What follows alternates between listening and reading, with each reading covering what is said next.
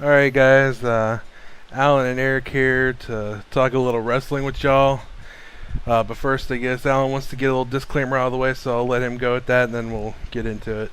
Yeah, let's fucking go about the whole thing with the smart marks, the so-called people that think they fucking know this and that about wrestling. Uh, a lot of wrestlers would probably classify people like us in that category, like John Layfield, that stupid bully fuck. Uh, that's not the point of it. Just because we know about some of the ins and outs, we know about the backstage shit, it doesn't make us less of fans. It just makes us more particular. And we expect more from them, and all they've been doing for the past almost 8 years is catering to the fucking kids and the same PG shit. They basically did a 180 or a 360 all the way back to the fucking 80s Federation cartoon character years after the Attitude stuff was done, and it's people are just tired of that shit now. Although, back then it was still better than what they're doing today, anyway. Oh yeah, because they had people that actually had fucking talent and personality, like fucking Lanny Poffo and Randy Savage and Mr. Perfect and them guys. And nowadays everybody's a fucking completely one-dimensional, interchangeable character. They get these young guys that don't really. I don't know what it is. I don't think they believe in it themselves. I think they come to work. They're given a script. They're told what their character is, and they fucking do what they have to because they just want to get paid.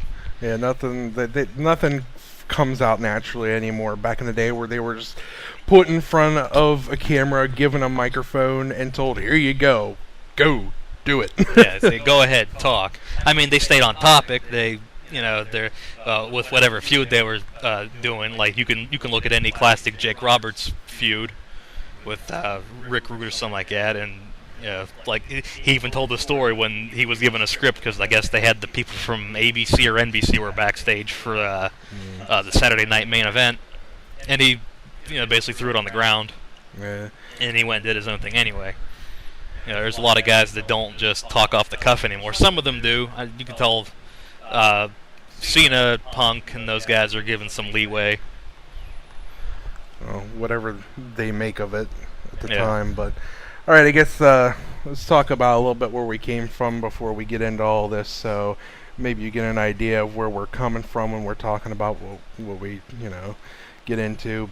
But mainly growing up, I didn't watch it as faithfully. I mainly watched WCW more than WWF. Of course, I still knew who all the WWF wrestlers were. Just in my particular neighborhood, I grew up in a patch, and WCW seemed to be the thing that everyone was going on. So I grew up like my favorite wrestler at the time was Sting, back when he had the the bright tights and all that jazz. And I don't know, somewhere along the way, I started watching a little bit of about even both. Towards the late 90s, of course, once the Attitude Era came in, everybody, was tuned into the Attitude Era, and that's just something you couldn't pass up once they started that. And then, living in the Pittsburgh area, I was lucky enough to catch ECW when it was on, and that was like a whole new ball game for me. Like, I remember I didn't even know about it. None of my friends watched it. I just happened to turn it on one day and was just like completely blown away by what those guys did. But short while, I just kind of fell out of wrestling. I didn't watch it for years. I really didn't have much of anybody to talk to about wrestling even. So there really wasn't much point for me. And after I got into high school, I met Alan here, and that's when he kind of brought me back to getting interested in it. And he taught me like all about shit, FMW, all New Japan, all the stuff overseas, all the crazy stuff. I got deeper into ECW. I ruined him. Yeah, and I mean, my mindset now, I'm completely spoiled with all that stuff. And I kind of fell out again after so many years because they brought in that whole PG era, and it just fell. It seemed to decline, and I couldn't hold my interest. And I'm definitely a John Cena hater, but we'll get more into that because it's not just. We'll tell you why. Yeah, it's not just one guy that ruins the whole thing for us. It's a whole culmination of shit. So, you want to go ahead and... Yeah, I started watching wrestling back in 1993. I got into the World Wrestling Federation some months after Hogan was gone. So I missed out on the whole Hulkamania thing. Thank fucking God. And so I grew up with the guys like Hitman and Shawn Michaels and the early mid '90s cartoon characters that started to phase out, like Flash Funk and Diesel and all those really cheesy motherfuckers. And I eventually got into. Well, I would eventually get into the classic stuff. I'd watch stuff from the '70s and '80s. I would hit any video store for a weekend and just grab all the classic shit I could find, and I basically educated myself on the whole thing. And I mean, really, yeah.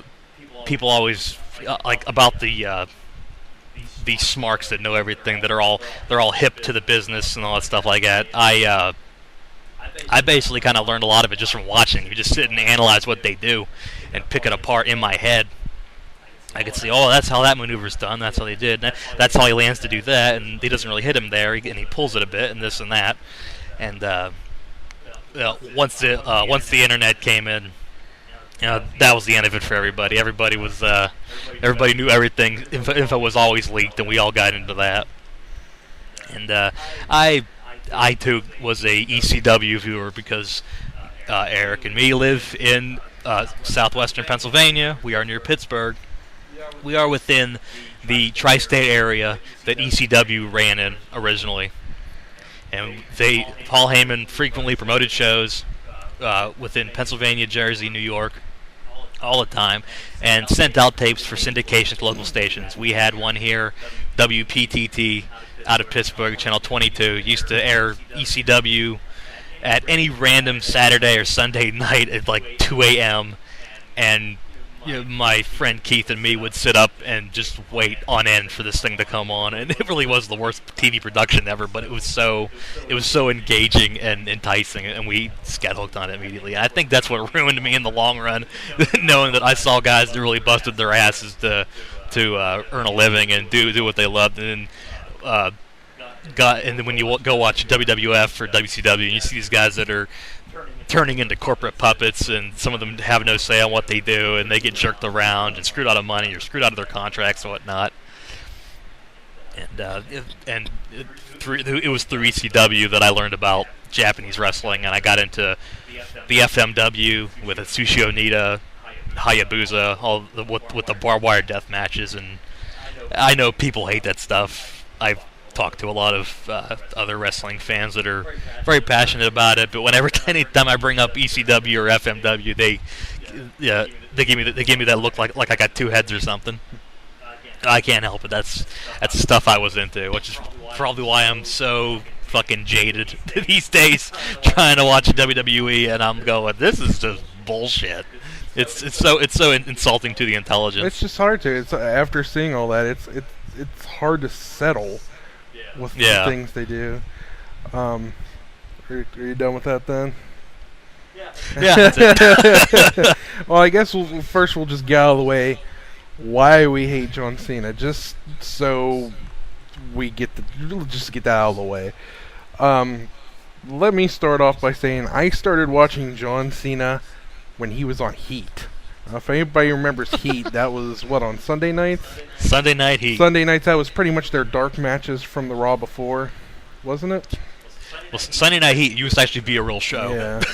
It used to mean something. Well, yeah, but like when John Cena and stuff first came out. Yeah, well, when Cena was on there, it was usually like, it was the C show. Yeah, well... Or they would recap something. Well, John Cena would come out, had no name, had no personality, had nothing at the time. Came out, had his little spandex shorts on, two-tone shorts, and he wrestled. He had to make a name for himself, and he wrestled, and he usually did it well. And I remember the first night that he ever came on to the big shows, the Raw, when he came on to Raw specifically. And I remember that night because you were actually talking about how he was wearing Robin's colors, which is his fictitious wrestler, but one of my fictitious wrestlers uses the same color as the blue and white. Yeah. Yeah. But so we watched him evolve from there till he went into his rap gimmick when he was first a heel, and he came walking down, did his freestyle raps and all that stuff, which, It was funny at first. Yeah, and I mean, he still was decent because he still had to work his way up and had to show for himself. Vince McMahon didn't just slap him at the top. Well, not that quick, but it was that weird period when the Attitude Era was starting to fizzle away, but they didn't know quite what they were doing yet. Again, after that, so he was like vulgar, but it wasn't full blown vulgar, like the earlier stuff. So he was funny. Yeah, and after that, after he got to the top, it's just Vince doesn't want his main guys injured or hurt or anything now, so he gets away with practically doing nothing, being babyface and a few set of moves that have you yet to be impressed or fulfilled. But like I said, the thing is, I don't hate current Cena. I don't hate past Cena. I hate current Cena. But like we said, it's a culmination of things from Vince not wanting his top show his little money rakers to be injured, and I mean he's fired other great wrestlers because they were considered too rough, and they wouldn't care to hurt anybody else. But another thing that keeps John Cena going the way he is now is children and women.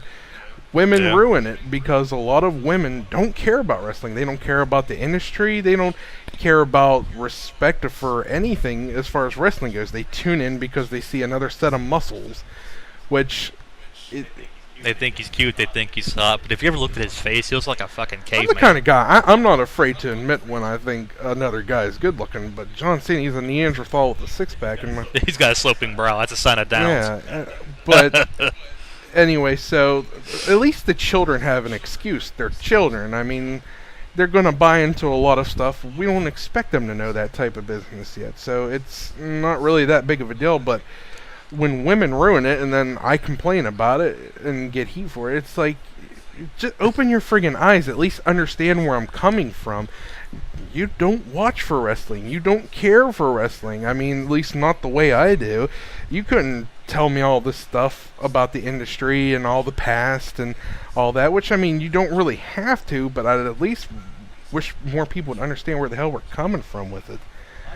I can see it through the child's eyes. I mean, I really can't stand the child fans. They're the reason that the maturity level dropped so sharply on the product. But when we were kids, it was fine. Yeah, when we were kids, it was a bit more adult than this. But maybe I just feel fortunate that I grew up watching, some guys that went out there and legitimately busted their fucking asses every week, every day, like Bret Hart and Shawn Michaels. I mean, those guys had their problems too. Those problems that we weren't privy to, but they made sure you got your money's worth and you went home happy. I'm sure if you even got those kids to watch stuff beforehand, before they even came into the current era, like if you want to get into wrestling, here, let me show you this stuff first. And after showing them all that, bring them to the current thing, they'll be like, what the hell is this? Yeah, it's way different. Even for them in the business, it apparently sounds like it's very different. There was a time when the old guys were there that have been the stable employment or stable employees of the promoters, who typically when some young buck was just coming in, they would really rough him up and basically beat the shit out of him to basically break them in. That's one thing Hardcore Holly was good for. Oh, Holly was fucking amazing for that. I love that. I mean, it backfired a few times, like when Brock broke his neck, but he didn't have a problem beating the shit out of anybody. He was great, and no one said anything. He turned his head. Bradshaw was another guy. He's a dick. He probably picked on some of the wrong guys. He picked on some of the right ones too, like the fucking Mean Street Posse. Yeah. But even guys like Ron Simmons. Andre the Giant was one, because back in the day when the Ultimate Warrior was the hot thing, and I think it was Bobby the Brain Heenan told that story. Andre just stuck his fist out, Warrior ran into it, face first, and just stumbled around for a bit. That was pretty hilarious. Well, I think we should just leave it at that for now as far as our background goes as fans of wrestling, because we're going to get off topic so much. I think we're going to cover a lot of stuff anyways. Yeah.